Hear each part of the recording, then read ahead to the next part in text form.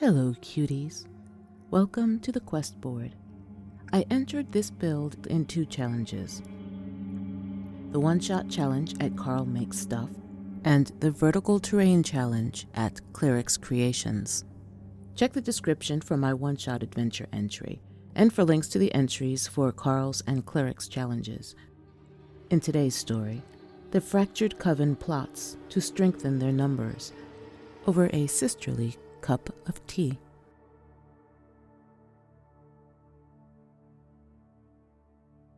Would you like some tea, sister?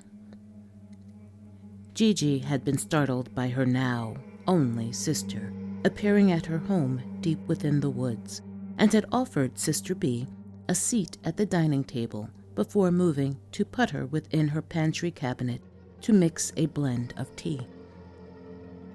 For several moments, Gigi inventoried its contents of various herbs, powders, stems, and desiccated materials as she shook, swirled, tapped, sniffed, and tasted several ingredients to determine which she should use. "So, what do we do now?" she asked as she picked up a beautifully carved box and considered it. B did not answer, so Gigi briefly looked over her shoulder. Her sister no longer sat at the dining table, but now stood at Gigi's work table, caressing the stained, chipped, gnarled wood, while watching Gigi fidget at the cabinet. She'd had a direct line of sight to everything that her sister had touched and weighed while gathering the ingredients for the tea. With her eyes still on B, Gigi set the box back into its place and blindly reached into the cabinet. With surety, she placed her hands on a loosely sealed jar and an ornate teapot and removed them. She shook a measure of tea for each of them into the teapot and placed it on the dining table. Gigi went to stand by the hearth to tend to the kettle, which hung over the blazing fire, and again motioned at her sister to sit at the table. B nodded and took a seat. "We are no longer a coven without Sister D. Your playthings now seem to be playing with you, and playing hard." Sister B did not respond. Gigi stoked the fire impatiently. "You sicked the boy after his sister. You know he will not be able to capture her.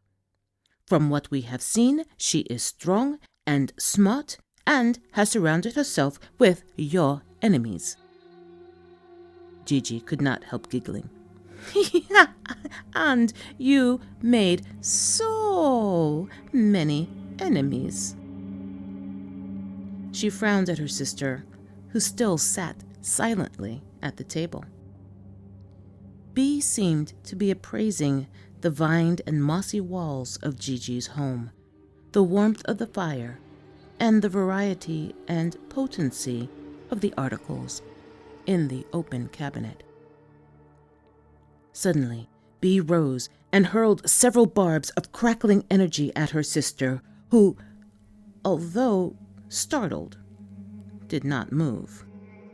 A wall of thorny vines, each as thick as a human arm, erupted from the mossy walls around Gigi, absorbing the attack and disintegrating into dust, while 2 more vines extended and hurtled toward the attacker. But Gigi waved, and they halted just out of reach of the assailant. "What are you getting at, sister?"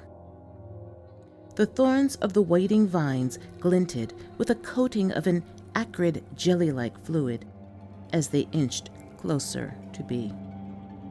2 more vines rose up near Gigi and swayed beside her, waiting for direction. "You are more powerful than me most of the time, but even you would be foolish to attack me in mine own nest." Bee settled back onto her seat and nodded. She seemed satisfied. "The boy has been much more useful than I anticipated," she said. "And the girl." She smiled wistfully. "I think the girl has been my most entertaining toy. I would never have foreseen that she would gather my other toys to her. But whether he destroys his sister, or she him, the anguish will be delectable." Mindful of the encroaching thorns, she moved slowly toward the open pantry and pointed at a small set of mismatched dishware within. Gigi nodded and, with the guarding vines mirroring her movements, Bee reached in, removed 2 cups, and returned to the table. "Once she is dead or broken, the rest will scatter to pursue their own adventures, and all will be as it should have been." She sighed. "More boring, but less expensive."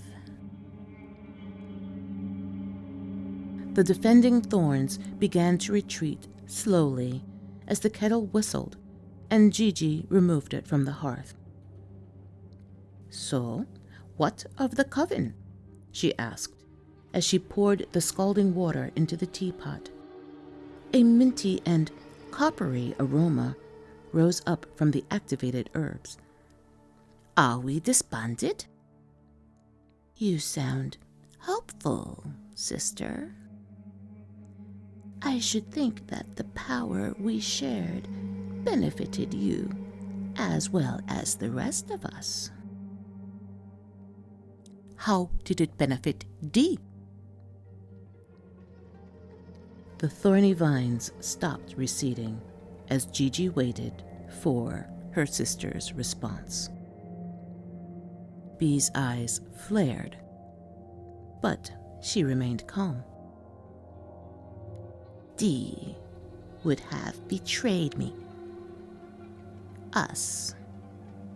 She was a forager and a scavenger. You and I are predators. With another like-minded sister, we will bend all around us to our wills and feast like never before."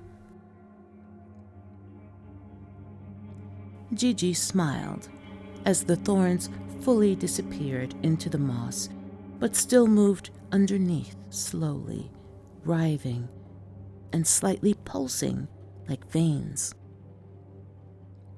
"I do like a feast," she said. She poured a cup of tea for her sister. As she went to pour her own cup, she winced as if her wrist hurt, and she had to readjust her hold on the teapot.